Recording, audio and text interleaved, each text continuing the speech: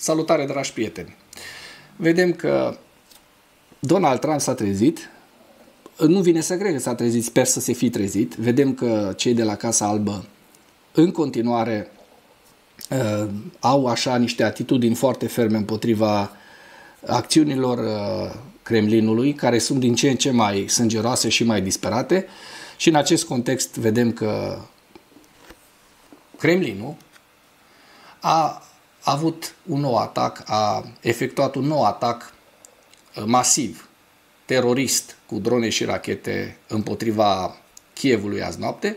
Și în acest context, subiectele principale ale analizei noastre de astăzi sunt: SBU spune o cârtiță a fost găsită în brigada aeriană ucraineană care a ajutat Federația Rusă să atace aerodromurile cu avioane F-16 și cu avioanele Mirage. Vedem că și, bineînțeles, ucrainenii au trădătorii lor, din păcate.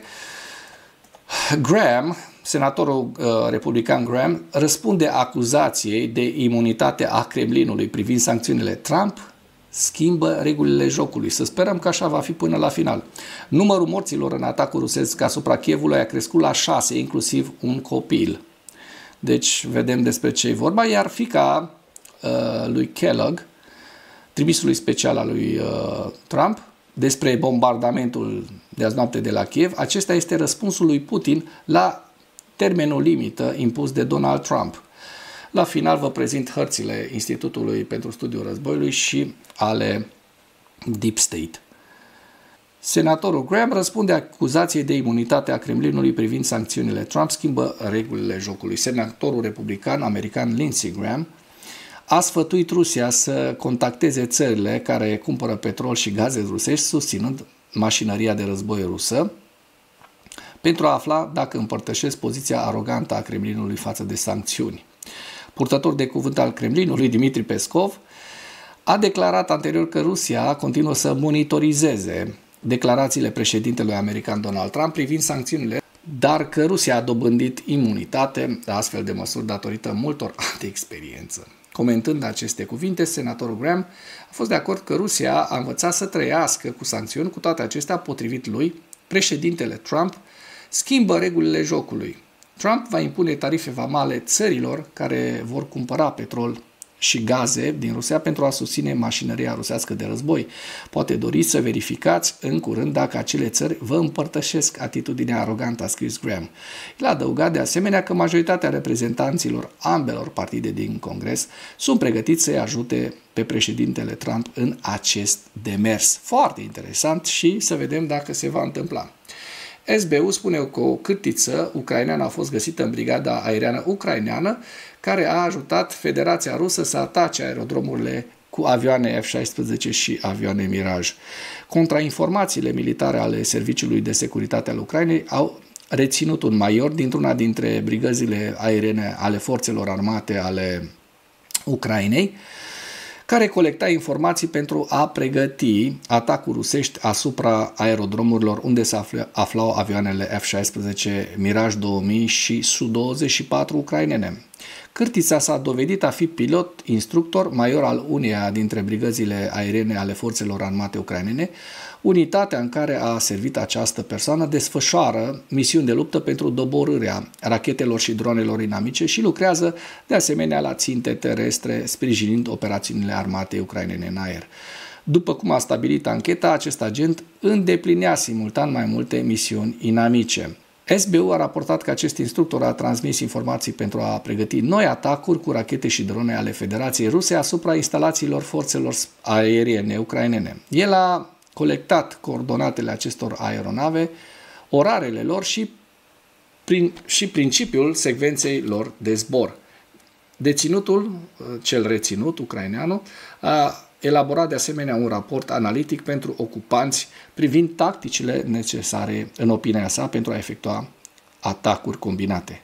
Foarte, foarte rușinos ceea ce a făcut ucrainean. În al doilea rând, agentul a transmis serviciilor secrete militare ruse date personale ale piloților forțelor armate ucrainene, numerele de comandă și armele aeronavelor lor, precum și tactica misiunilor de luptă. Pentru a menține secretul, suspectul a contactat ofițerul de informații rus printr-un canal e-mail anonim și a folosit chaturi secrete în mesageria instantanee. Da, din păcate și ucrainenii au trădătorii lor. Numărul morților în atacul rusesc asupra Kievului a crescut la 6, inclusiv un copil. Vedem distrugerile din Kiev. 6 persoane, inclusiv un copil mic, au fost ucise într-un atac combinat rusesc asupra capitalei în noaptea de 30 spre 31 iulie, adică azi noapte. Timur Tachenko, șeful regiunii Kiev, spune că în acest moment serviciile confirmă 6 morți, dintre aceștia 4 sunt din districtul Shaktiorski, 2 sunt din Solomenski. Printre morți se numără și un copil, un băiat de 6 ani. El a adăugat că operațiunea de căutare și salvare este în desfășurare. Și vedem știrea inițială. Atacul drone și rachete asupra Kievului. Intrarea unei clădiri cu mai multe etaje a fost distrusă, 2 morți și 52 de răniți. La momentul inițial, între timp s-au făcut 6 morți. Fiica lui Kellogg despre bombardamentul de la Kiev. Acesta este răspunsul lui Putin la termenul limită impus de către Trump. Vedem tot mai multe luări de poziții ale unor oficiali americani și sunt în favoarea Ucrainei. Asta este un lucru foarte îmbucurător. Înseamnă că s-au trezit și cei din administrația Trump că sunt luați de proști. Iar fiica reprezentantului special al președintelui SUA pentru Ucraina, Keith Kellogg, Megan Mobbs, a comentat cel mai recent atac masiv al Rusiei asupra Kievului, menționând că în acest fel șeful Kremlinului, Vladimir Putin, testează hotărârea și puterea Americii. Ei, ia să vedem care este hotărârea și puterea Americii. Mobbs spune că Kievul este atacat masiv cu drone. Să nu vă înșelați, acesta este răspunsul lui Putin la termenul limită stabilit de președintele SUA Donald Trump. El testează, adică Putin testează hotărârea și puterea Americii, nu trebuie să fim neajutorați. Președintele SUA Donald Trump a anunțat că noul termen limită pe care l-a anunțat pentru ca Rusia să înceteze acțiunile militare împotriva Ucrainei este de doar 10 zile și începe de marți 29 iulie. Hopa! Trecem la ziua 1254 a războiului din Ucraina.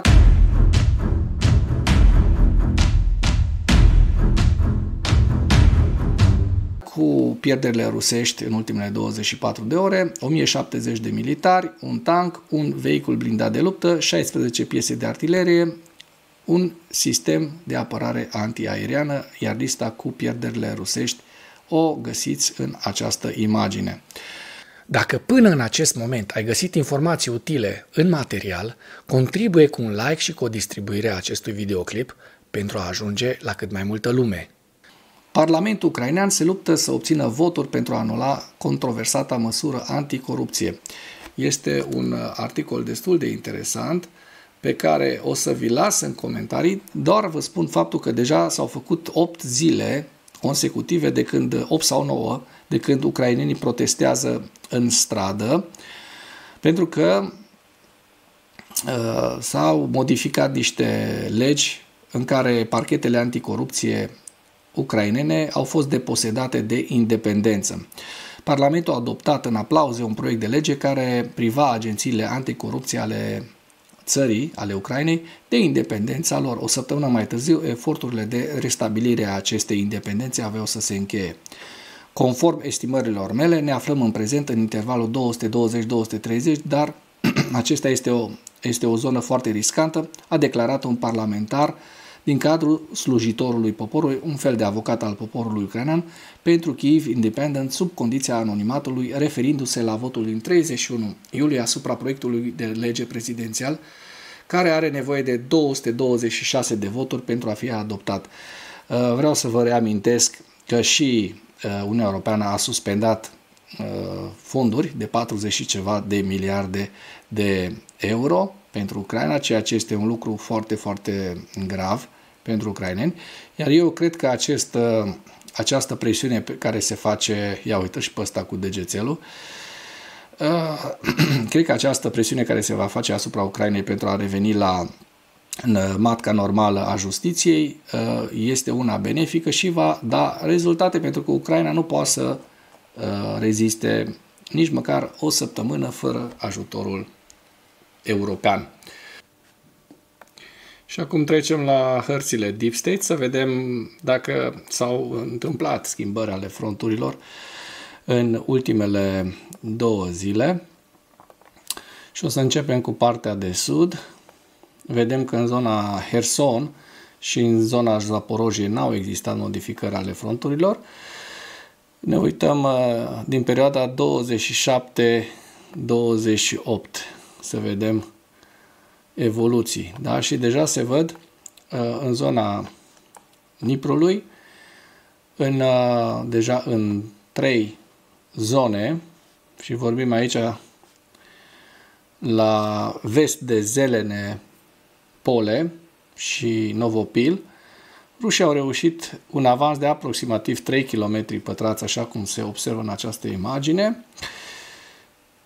La nord de Shevchenko, de asemenea, rușii au reușit aproximativ 2 km pătrați avans.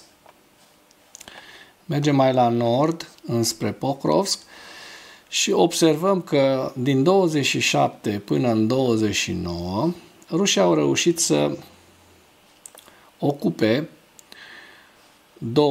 în două direcții, dincolo de Razine. Vedem aici, zic eu, aproximativ 2 km pătrați, și vedem de asemenea că în Iablunivka există un avans rusesc de aproximativ 2 km pătrați, deci undeva la 4 km pătrați. Mergem către Ceasov Iar, nu există modificări ale fronturilor, de asemenea nici în zona Limanului și nici în zona Kupianskului. În zona Vovchansk, fronturile, așa cum se pot observa din această imagine, rămân stabile, ceea ce este un lucru foarte bun. Iar în zona regiunii Sumy, vedem de asemenea că ucrainenii au reușit să mențină foarte bine frontul în ultimele 2 zile. Asta înseamnă că în ultimele 48 de ore, în ultimele 2 zile, rușii au avut un avans destul de mic, de aproximativ 8-10 km pătrați. Asta înseamnă că frontul este destul de stabil și am și văzut că pierderile rusești în ultimele 24 de ore în materie de tancuri și de blindate, deci un tank, un blindat, nu mai au disponibile echipamente să le arunce în luptă așa cu nesăbuita. În schimb, pierderile rusești continuă să depășească 1000 de militari în fiecare zi. Trecem la evaluarea campaniei ofensive rusești la data de 30 iulie în viziunea analiștilor Institutului pentru Studiul Războiului, cu următoarele informații principale. Președintele SUA Donald Trump a specificat un termen limită de cel târziu 8 august pentru ca președintele rus Vladimir Putin să se angajeze în negocieri semnificative pentru încetarea războiului Rusiei împotriva Ucrainei. Sunt foarte, foarte curios ce se va întâmpla cu acest termen, dacă nu va fi prelungit, dacă Putin îl va respecta, așa cum am văzut din știrile de astăzi. Putin vrea să arate că nu ascultă de Washington și a bombardat masiv azi noapte Kievul. Vom vedea. Oficialii de la Kremlin au continuat să implementeze o poziție economică solidă ca răspuns la măsurile economice propuse de președintele american Donald Trump împotriva Rusiei și au respins eforturile lui Trump de a pune capăt războiului din Ucraina.